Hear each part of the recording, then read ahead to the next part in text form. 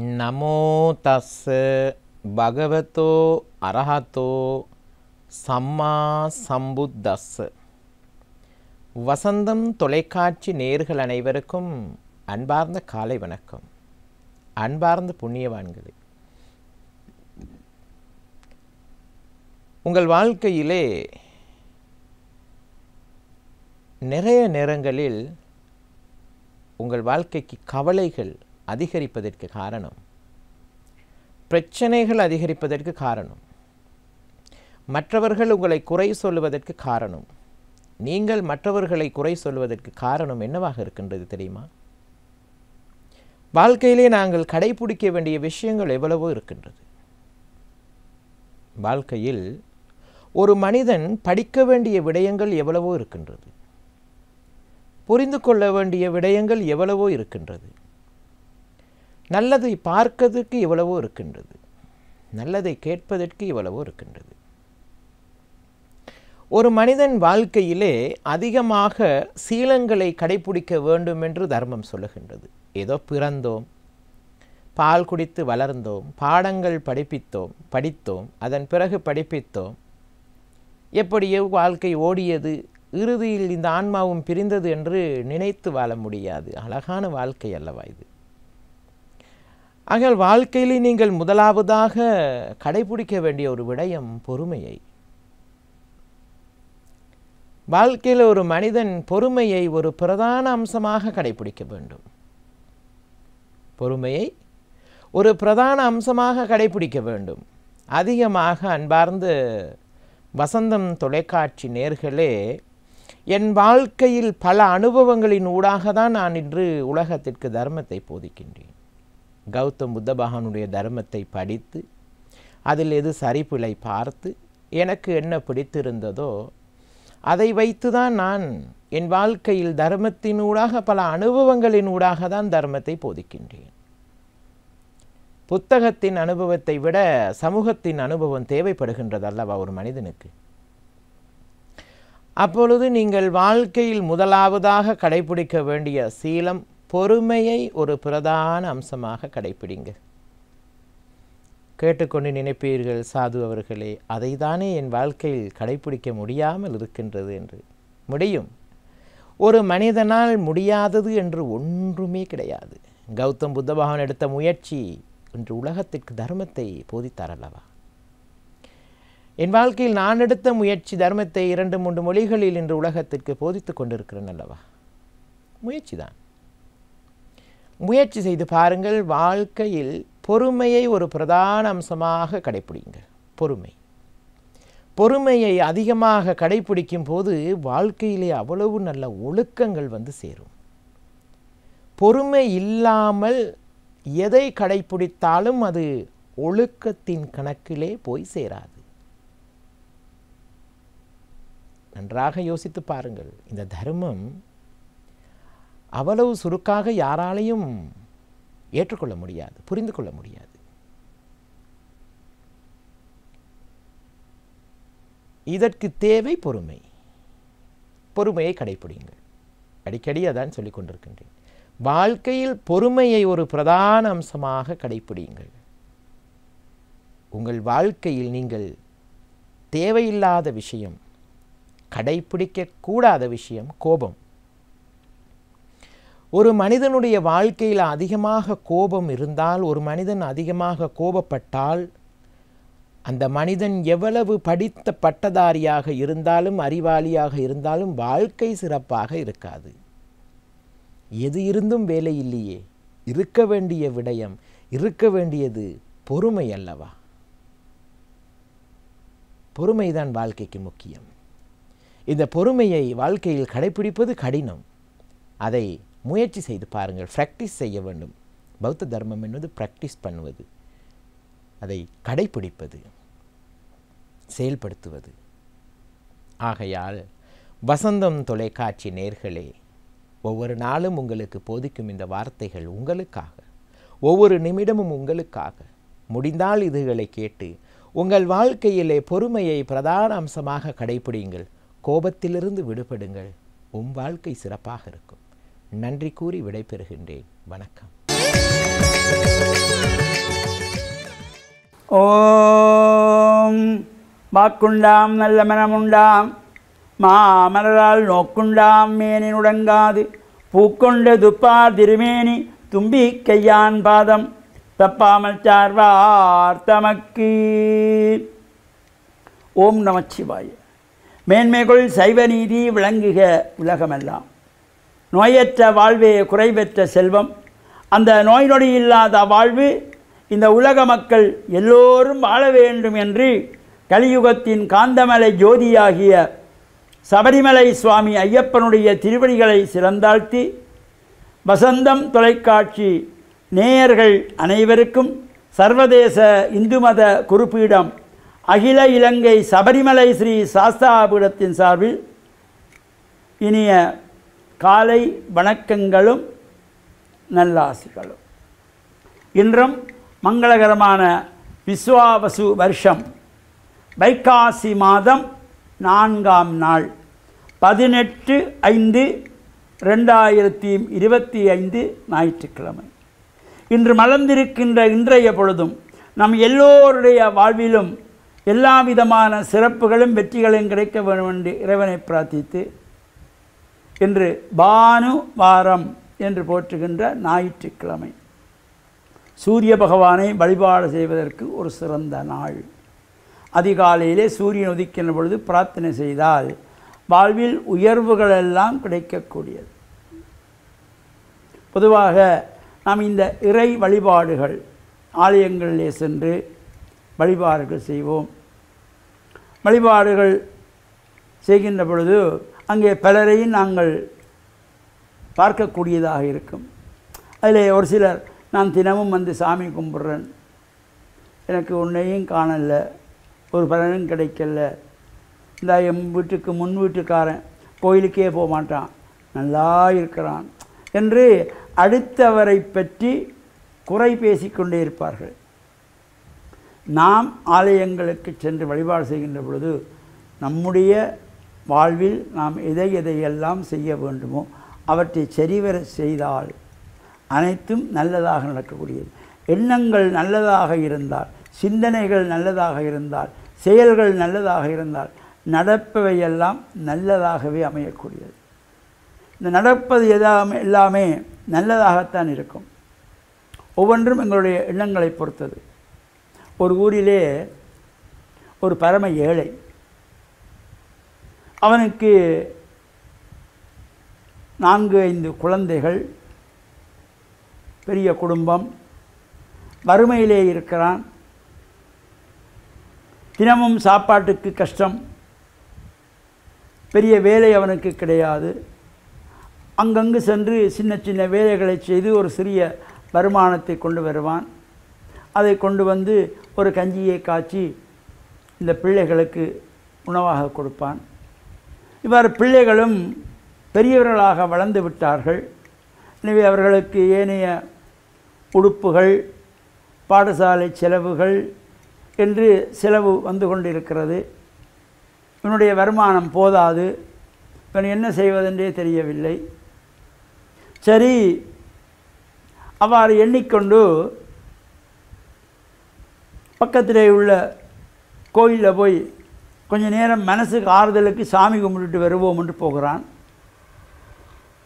அங்கே அந்த ஆலயத்துக்கு சென்றதும்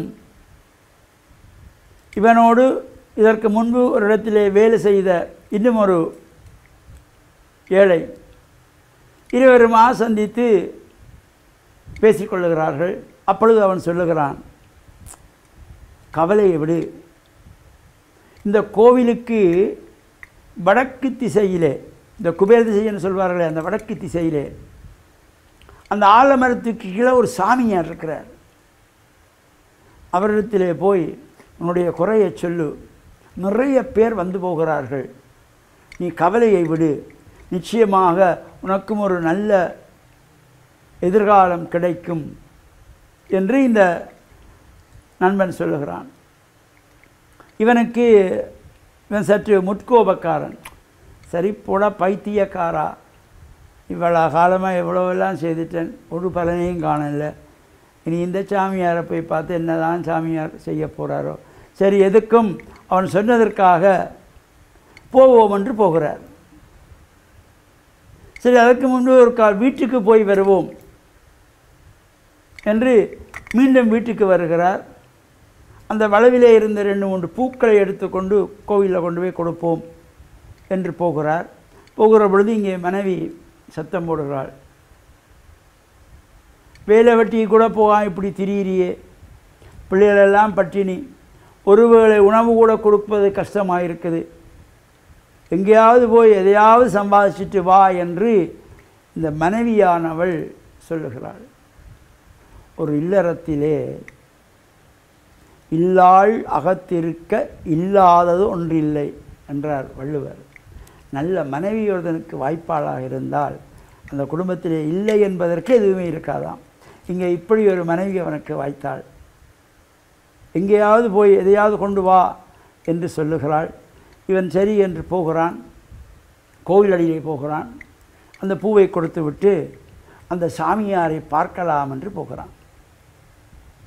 என்னுடைய தொடர்ச்சியை நாளைய தினம் அவன் சாமியாரை பார்த்து அவன் எதனை பெற்றுக்கொண்டான் என்பதனை நாளை சிந்திப்போம் என்று கூறி, வசந்தம் தொலைக்காட்சி நேயர்கள் அனைவருக்கும் சர்வதேச இந்து மத குருபீடத்தின் சார்பில் நல்ல ஆசிகளை கூறிக்கொள்வதில் மனமகிழ்வு கொள்கிறோம். சர்வே ஜனாக சுக்கினோ பவந்து, சமஸ்த சன் மங்களானி சந்து சுபம். அஸ்ஸலாமு அலைக்கும் வரஹ்மத்துல்லாஹி வபரகாத்துஹு. அல்ஹம்துலில்லாஹ் நஹ்மதுஹு வ நுஸல்லி அலா ரசூலிஹில் கரீம். அம்மா பாத். ஃபகத் கால அல்லாஹு தஆலா பாத் அஊது பில்லாஹி மினஷ் ஷைத்தானிர் ரஜீம். பிஸ்மில்லாஹிர் ரஹ்மானிர் ரஹீம். வல் அஸ்ர் இன்னல் இன்சான லஃபீ குஸ்ர் இல்லல்லதீன ஆமனூ வ ஆமிலுஸ் ஸாலிஹாத்தி வ தவாஸௌ பில் ஹக்கி வ தவாஸௌ பிஸ் ஸப்ர். ஸதகல்லாஹு மௌலானல் அலீம். வகால ரசூலுல்லாஹி ஸல்லல்லாஹு அலைஹி வஸல்லம் அத்துன்யா சிஜ்னுல் மூமின் வ ஜன்னத்துன் காஃபிர். ஸதக ரசூலுல்லாஹி ஸல்லல்லாஹு அலைஹி வஸல்லம். அன்பார்ந்த அல்லாஹ்வின் நல்லடியார்களே, பெரியார்களே, சகோதரர்களே, சகோதரிகளே, அன்பார்ந்த நேர்களே, அல்லாஹ் ரப்புல் இஸ்ஸத் இந்த உலகத்தில் ஒரு சிறந்த படைப்பாக, கண்ணியமான படைப்பாக அல்லாஹ் தாலா மனித சமுதாயத்தை அல்லாஹ் படைச்சிருக்கிறான். இந்த மனிதனையும் அல்லாஹ் தாலா படைச்சி, இந்த மனிதனுக்கு அல்லாஹ் தாலா உலகத்தில் ஏராளமான நிஅமத்துக்களை, அருட்கொடைகள் அல்லாஹ் தாலா வாரி வழங்கியிருக்கின்றான். இதை பற்றி அல்லாஹ் குர்ஆனில் சொல்லும் போது, வஇன் தஅுது நிஅமத்தல்லாஹி லா துஹ்ஸூஹா, நான் கொடுத்த நிஅமத்தை பற்றி நீங்கள் மட்டிட்டு பார்ப்பீர்களானால் ஒருபோதும் மட்டிட்டு முடிக்க இயலான்னு சொல்லி அல்லாஹ் தாலா சொல்கிறான். அந்தளவுக்கு அல்லாஹ் நிஅமத்துகள் அல்லாஹ் வாரி வழங்கியிருக்கின்றான். இந்த மனிதன்கிட்ட அல்லாஹ் தாலா எதிர்பார்க்கிறது 2 விஷயத்தை. முதலாவது அல்லாஹ் என்ன செய்கிறான்னு சொன்னால், ஹுகூக்குல்லா, அல்லாஹ்ட விஷயத்தில் மனிதன் என்ன செய்யணும், அல்லாஹ்க்கு செய்ய வேண்டிய கடமைகளை சரியான முறையில் செய்யணும். 2வது அல்லாஹ் தாலா எதிர்பார்க்கிறான் வந்து ஹுகூக்குல் இபாத், அடியார்களுக்கு செய்ய வேண்டிய கடமைகள். இதுதான் மனிதனுடைய நோக்கம். கண்ணியமான சகோதரர்களே, நேர்களே, அல்லாஹ்வுக்கு செய்ய வேண்டிய கடமைகளை தொழுக, நோன்பு, ஜக்காத்து, ஹஜ்ஜி, இவைகள் அல்லாஹ் எதிர்பார்க்கிறான். இதுக்கு அல்லாஹ் கொடுக்கிறது வந்து 10 மார்க்ஸ் தான். 2வது ஹுகூக்குல் இபாத், அடியார்களுக்கு செய்ய வேண்டிய கடமைகள், இதுக்கு அல்லாஹ் கொடுக்குறான் 90 மார்க்ஸ். ஒரு மனிதன் அல்லாஹ்வுக்கு செய்ய வேண்டிய கடமைகளை சரியாக செய்கிறான், ஆனால் மனிதர்களுக்கு செய்ய வேண்டிய கடமைகளை குறைபாடு செய்வானே ஆனால் இதை அல்லாஹ் ஒருபோதும் மன்னிக்க மாட்டான், அந்த மனிதன் மன்னிக்கும் வரையில். அதனால் யாரும் நினச்சி கொள்ளக்கூடாது, நாங்கள் தொழுவாமல், அமல் செய்யாமல், நோன்பு பிடிக்காமல், மனிதனோட நல்ல குணத்தோடு நடந்து கொள்ளணும்னு சொல்லி இந்த எண்ணம் எடுத்துக்கொள்ளக்கூடாது. தொழுகன்னு சொல்கிறது ஒரு முக்கியமான ஒரு அமல். நாங்கள் தொழுகை எப்படி ஆக்கி கொள்ளணும், தொழுந்து அதன் மூலம் எங்களோட வாழ்க்கையில் நல்ல குணாதிசயங்களை, நல்ல குணங்களை நாங்கள் ஏற்படுத்தி கொள்ளணும். அந்த அடிப்படையில் தான் ஹுகூக்குல் இபாத்னு வரக்கூடிய நேரத்தில் அன்பார்ந்த அல்லாஹ்வின் நல்லடியார்களே, ஒரு முக்கியமான ஒரு அம்சம் தான் ஒரு மனிதனை பற்றி புறம் பேசுகிறது. சுப்ஹானல்லாஹ். இந்த புறம் பேசுகிறத பற்றி அல்லாஹ் குர்ஆனில் எப்படி உதாரணம் காட்டுறான்னு சொன்னால், அல்லாஹ் குர்ஆனில் சொன்ன, ஈமான் கொண்ட மக்களே, அடுத்த மக்களோட குறைகளை நீங்கள் துருவி ஆராய வேண்டாம். அடுத்த மக்களுடைய குறைகளை நீங்கள் துருவி ஆராய்வது எதை போல் என்று சொன்னால், மனித மாமிசத்தை, செத்த மாமிசத்தை சாப்பிடுவதற்கு சமன் என்பதாக அல்லாஹ் தஆலா குர்ஆனிலே குறிப்பிடுகின்றான். அவ்வளோ ஒரு பயங்கரமான பாவம் தான் அடுத்தவர்களை பற்றி புறம் பேசுறது. ஹதரத் ரசூலுல்லாஹி ஸல்லல்லாஹு அலைஹி வஸல்லம் அவர்கள் கூட குறிப்பிட்டிருக்கிறார்கள், அல் கீபத்து அஷத்து மினஸ் ஸினா, ஒருவரை பற்றி குறை பேசுறது இருக்கித்தானே, இது விபச்சாரம் செய்கிறதை விட ஒரு கடினமான பாவம் என்பதாக நபி ஸல்லல்லாஹு அலைஹி வஸல்லம் அவர்கள் கூறியிருக்கிறார்கள். அப்போ இந்த விஷயத்தில் நபி ஸல்லல்லாஹு அலைஹி வஸல்லம் அவர்கள் எப்படி இருந்தாங்க, அவர்களை பின்பற்றிய சஹாபாக்கள் எப்படி இருந்தாங்க? சுபஹானல்லாஹ். அபூபக்கர் சித்திக் ரலியல்லாஹு தஆலா அன்ஹு அவங்க வந்து ஒவ்வொரு நாளும் என்ன செய்வாங்கன்னு சொன்னால் பொடி கற்களை வாய்க்குள்ளே போட்டுக்கொள்வாங்களாம். அப்போ அந்த காலத்தில் இருக்கக்கூடிய மனிதர்கள் சிலர்கள் கேட்டாங்க, நீங்கள் என்னத்தை கற்களை வாயில் போட்டு கொண்டு இருக்கிறீங்க? அபூபக்கர் ரலியல்லாஹு தஆலா சொர்க்கத்தை பற்றி நன்மாராயம் கூறப்பட்டவர். அவர் சொல்லுவாராம் வந்து இந்த வாயால் இந்த நாவால் தான் அதிகமாக நரகத்துக்கு மனிதர்கள் போகிறாங்க.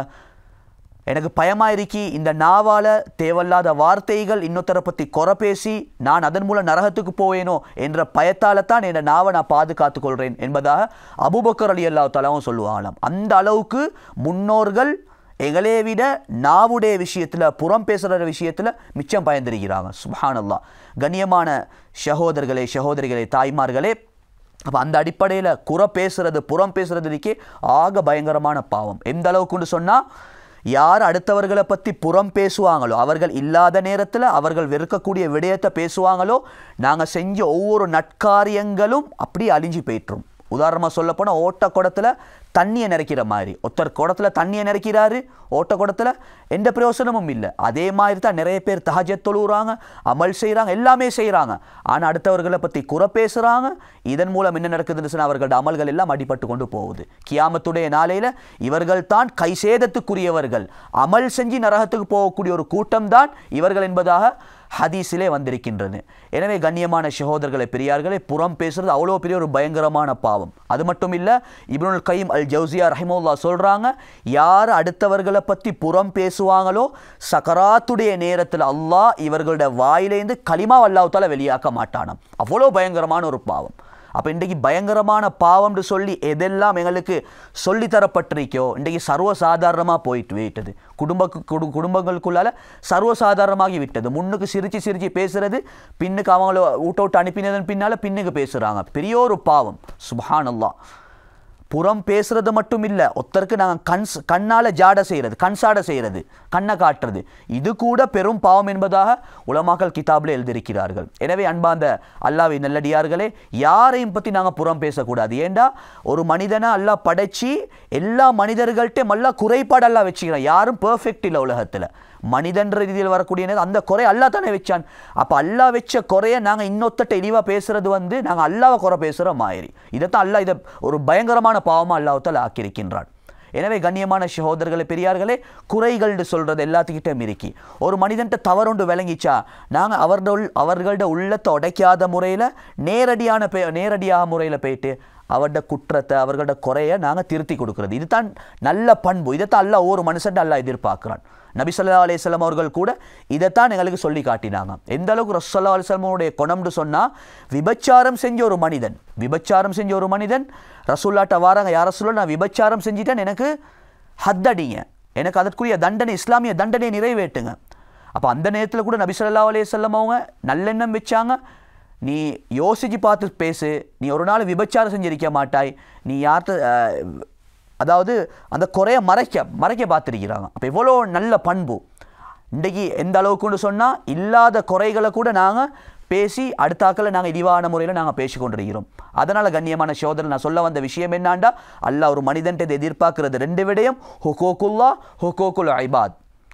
ஹுகூக்குல் இபாத் அடியார்களுக்கு செய்ய வேண்டிய கடமைகள். இதில் நாங்கள் பாஸ் ஆகிட்டோம்னு சொன்னால் எல்லாத்துலேயுமே பாஸ் ஆகின மாதிரி. அந்த அடிப்படையில் ரப்புல் இஸ்ஸத் அல்லாஹ் ஜல்ல சுப்ஹானஹு வ தஆலா இந்த நாவால் நல்ல விடயங்களை பேசி அடுத்த மக்களோட குறைய பேசாமல் இருந்து இந்த உலகத்துடைய வாழ்க்கையை சரியான முறையில் கழிச்சிட்டு மௌத்தா போகிறதுக்கு அல்லாஹ் ரப்புல் இஸ்ஸத் அல்லாஹ் ஜல்ல சுப்ஹானஹு வ தஆலா எங்கள் அனைவர்களும் கிருபை செய்வானாக. வஆஹிரு தாவானா அனில் ஹம்துலில்லாஹி ரப்பில் ஆலமீன். அஸ்ஸலாமு அலைக்கும் வரஹ்மத்துல்லாஹி வபரகாத்துஹு. எனக்கு அன்பார்ந்த வசந்தம் டிவி நேயர்களே, உங்கள் ஒவ்வொருவரையும் இயேசு கிறிஸ்துவின் நாமத்தினாலே வாழ்த்துகின்றேன். ஆம், இந்த மலர்ந்த புதிய நாளிலும் கூட ஒரு கிறிஸ்தவ நற்சிந்தனைக்குள் கடந்து செல்வோமாம். 2 சகோதரர் காணப்பட்டார்கள். மூத்த சகோதரன் மிகவும் நல்லவர். ஆம், அவர் உண்மை நேர்மை எல்லாவற்றையுமே சரியாக கடைபிடிப்பவராக காணப்பட்டார். ஆனால் அவருடைய இளைய சகோதரன் அப்படிப்பட்டவர் அல்ல. அவர் மிகவும் முரடனாக, கள்ளனாக, திருடனாக, பலதரப்பட்டதான தீமையான காரியங்களை செய்கிறவராக அவர் காணப்பட்டார். இவள் இருவரும் ஒரே வீட்டிலே தான் வாழ்ந்து கொண்டிருந்தார்கள். அப்பொழுது அண்ணன் அடிக்கடி சொல்கிற காரியம், தம்பி நீ மனம் திரும்பு, நீ மனமாறு, இந்த வாழ்க்கை நீ வாழக்கூடாது, இந்த வாழ்க்கை தவறான வாழ்க்கை, பிழையான வாழ்க்கை என்று அவர் அடிக்கடி சொல்வதுண்டு. ஒரு நாள் கதவை தட்டுகிற சத்தம் கேட்கிறது. அங்கே கதவை திறந்து பார்த்தால் மூத்த அண்ணன் அங்கே வெளியே தன்னுடைய தம்பி இரத்த கரை படிந்த உடுப்புடனே கையில் ஒரு கத்தியுடனே அவன் நின்று கொண்டிருக்கின்றான். உடனடியாக தம்பி என்ன செய்தா ஏது செய்தா என்று சொல்லி அண்ணன் விசாரிக்கின்றார். விசாரித்துடன் அவன் சொல்கிறான், அண்ணா நான் ஒரு கொலையை செய்து விட்டேன். உடனே போலீஸ்காரர் அவனை தேடி வர தொடங்கினார்கள். அப்பொழுது உடனே அண்ணன் என்ன செய்தார் தெரியுமா? அந்த தம்பியுடைய ஷர்ட்டை கலட்டி தான் அணிந்து கொண்டு அந்த தன்னுடைய கையிலே இருந்த தம்பியுடைய அந்த கத்தியை தன்னுடைய கையில் எடுத்துக்கொண்டு அங்கே போலீஸ்காரர் வந்து கதவை தட்டும் பொழுது அதை திறந்து அவர் சரணடைந்தார். தம்பி அங்கே அந்த காரியத்தை பார்த்து அவர் மிகவும் துக்கப்பட்டவராய் மனமுடைந்தவராய் அவர் வேதனையுடனே அங்கே காணப்பட்டார். பிரியமானவர்களே, அந்த அண்ணன் தன்னுடைய தம்பிக்காக செய்த அந்த அன்பின் செயலை பாருங்கள். இப்படித்தான் நமது ஆண்டவராக இயேசு கிறிஸ்து இந்த பூமியில் வாழ்ந்த நாட்களில் என்ன சொன்னார் தெரியுமா? நான் உங்கள் மீது எப்படி அன்பாக இருந்தேனோ அது போலவே நீங்களும் அன்பாயிருங்கள் என்று இயேசு கிறிஸ்து சொன்னார். அவர் எப்படி அன்பாக இருந்தார் பிரியமானவர்களே? ஆம், நம்முடைய பாவங்களையும் நம்முடைய சாபங்களையும் அந்த மூத்த சகோதரன் எப்படியாக தானாக மனமு வந்து தன்னுடைய தம்பியுடைய தவறுகளை ஏற்றுக்கொண்டது போல நம் ஒவ்வொருவருடைய தப்பிதங்களையும் தவறுகளையும் ஆண்டவராய் இயேசு கிறிஸ்து தாமாகவே அவர் ஏற்றுக்கொண்டார். அப்படித்தான் தன்னுடைய அன்பை வெளிக்காட்டினார் அல்லவா? இன்றைக்கு நானும் நீங்களும் சுயநல அன்பு தானே வைத்திருக்கிறோம், தன்னலமான ஒரு அன்பு வைத்திருக்கிறோம் அல்லவா? ஆம், எங்களுடைய அன்புக்கு பின்னதாக ஒரு எதிர்பார்ப்பு காணப்படுகிறது அல்லவா? எங்களுடைய அன்புக்கு பின்னதாக நாங்கள் ஏதோ ஒரு காரியத்தை அவரிடத்திலிருந்து பெற்றுக்கொள்ள ஆசைப்படுகிறவர்களை காணப்படுகிறோம் அல்லவா? ஆம், மனமு வந்து தியாக அன்பு எங்களில் காணப்படுகிறதா? கிரேக்க மொழியிலே அகாப்பே என்கிற ஒரு வார்த்தை உண்டு. அது என்ன தெரியுமா? அந்த வார்த்தையினுடைய மூலமொழி அர்த்தம் தியாக அன்பு என்பதாகும். தியாக அன்பு என்றால் என்ன? அந்த மூத்த சகோதரன் எப்படியாக தானாகவே மனமு வந்து தன்னுடைய தம்பியை காப்பாற்றுவதற்காக இதன் பின்னதாவது இவன் மனம் திரும்பி மனமுடைந்து மாறட்டும் என்று சொல்லி அர்ப்பணித்தது போல அந்த அன்பைத்தான் அகாப்பே அன்பு என்று சொல்லுவார்கள். இதனைத்தான் கிறிஸ்து கல்வாரி சிலுவையிலே நமக்கு வெளிப்படுத்தி காட்டினார். பிரியமானவர், இந்த அன்பு இருக்குமானால் சமூகத்தில் சண்டைகள் இருக்காது, சச்சுரவுகள் இருக்காது, களவுகள் இருக்காது, துன்மார்க்கம் இருக்காது, அயோக்கியமான காரியங்கள் இடம்பெறாது, கொலைகள் இடம்பெறாது. ஆம், எங்களுடைய சமூகமானது நீதி நிறைந்த சமூகமாக காணப்படும், சமாதானம் நிறைந்த ஒரு சமூகமாக காணப்படும், சந்தோஷம் நிறைந்த ஒரு சமூகமாக காணப்படும். ஆம், அது மாத்திரமல்ல, ஒரு ஐக்கியம் நிறைந்த ஒரு சமூகமாக காணப்படும். ஆகவே தான் கிறிஸ்து அதனை ஒரு கட்டளையாக சொல்லுகின்றார். என்ன கட்டளை தெரியுமா? ஆம், நான் உங்களில் நேசித்தது போல நீங்களும் ஒருவர் நேசியுங்கள், அன்பு காட்டுங்கள் என்கிறதான புதிதான கட்டளையை நான் உங்களுக்கு முன் வைக்கிறேன் என்று இயேசு சொல்கிறார். காரணம் என்ன? அவர் வாழ்ந்து காட்டினார் அந்த அன்பினாலே. அதே அன்பை அவர் பின்தொடர்கிற அடியார்களும் வாழ்ந்து காட்ட வேண்டும் என்று அவர் எதிர்பார்த்தவராய் இருக்கிறார். பிரியமானவர்களே, மறந்து விட்டது அல்லவா ஒரு புதிய நாள்? இந்த நாளிலும் கூட நீங்கள் சொல்லுவீர்களா, கர்த்தராகிய இயேசு கிறிஸ்துவே, நீங்கள் இந்த பூமியில் ஒரு வாலிபனாக வாழ்ந்த நாட்களிலே எந்த அளவுக்கு பிறர் மீது அன்பு காட்டினீர்கள், அதுபோலவே நானும் அன்பு காட்ட எனக்கு கிருபையை தாங்க, அந்த அருளை தாருங்கள் என்று சொல்லி அவரை நோக்கி பிரார்த்தனை செய்ய வேண்டாமா? ஆம் பிரியமானவர்களே, வேதம் சொல்லுகிறது, இயேசுவான நோயாளிகளை பார்க்கும் பொழுது, கஷ்டப்படுவதை பார்க்கும் பொழுது, ஊனமுற்றவர்களை பார்க்கும் பொழுது, சப்பானிகளை பார்க்கும் பொழுது, ஆம் கையை முடக்கவாத முடிவுகளை காணும் பொழுதெல்லாம் இயேசு மனது உருகினார் என்று வேதம் சொல்லுகிறது. ஆம், அவர் மீது பரிதாபம் கொண்டார் என்று வேதம் சொல்லுகிறது. அப்படி அர்த்தம் என்ன தெரியுமா? ஆங்கிலத்தில் அதனை சொல்லுவார்கள் எம்பத்தி, சிம்பத்தி அல்ல எம்பத்தி. அதாவது நான் ஒரு குஷ்டரோகி இருந்தால் நான் என்ன பாடுபடுவேனாக இருக்கும், நான் பார்வையற்று இருந்தால் அது எனக்கு எவ்வளோ கஷ்டமாக இருக்கும். அந்த நிலைக்கு இயேசு தன்னை மாற்றி அமைத்து கொண்டு பார்ப்பாராம். அப்பொழுது அவருக்குள் ஒரு வல்லமை புறப்பட்டு வரும். அப்பொழுது அற்புதங்களையும் அடையாளம் செய்து அவரை விடுவித்தார் என்று வேதம் சொல்லுகிறது. பிரியமானவர்களே, அந்த அன்பினாலே நீங்கள் நிரப்பப்பட வேண்டும், நான் நிரப்பப்பட வேண்டும். ஆம், மற்றவர்களுடைய கஷ்டங்களை துன்பங்களை பாடுகளை பார்க்கும் பொழுது அந்த நிலைக்கு நான் இருந்தால், அந்த நிலையிலே நான் இருப்பேனாகில் அது எவ்வளவு அது எனக்கு வேதனை கொண்டு வரும் என்கிற அந்த உணர்வுக்குள் கடந்து செல்ல வேண்டும். அப்படியானால் இதோ புதிய நாளிலே உங்களை சுற்றி இருக்கிற மக்கள் அந்த அன்பை உங்களிடத்தில் எதிர்பார்க்கிறார்கள். கிறிஸ்துவை பாருங்கள், அவரிடத்தில் கேளுங்கள், கிறிஸ்துவே உங்களில் காணப்பட்ட அந்த அன்பை எனக்குன்னு தாருங்கள் என்று அந்த அன்பிலை பெற்று பாருங்கள். குடும்பத்தில் அமைதி, சமூகத்தில் அமைதி, நாங்கள் செல்லும் இடமெல்லாம் அமைதியும் மகிழ்ச்சியுமே அது கொண்டு வரும். நம்முடைய வாழ்க்கை அநேகருக்கு ஆசீர்வாதமாக காணப்படும். இதை குறித்து சற்று ஆழமாக சிந்தித்து கிறிஸ்து கொடுத்த இந்த கட்டளையை கடைபிடியுங்கள். கடவுள் தாமே உங்களை ஆசீர்வதிப்பாராக.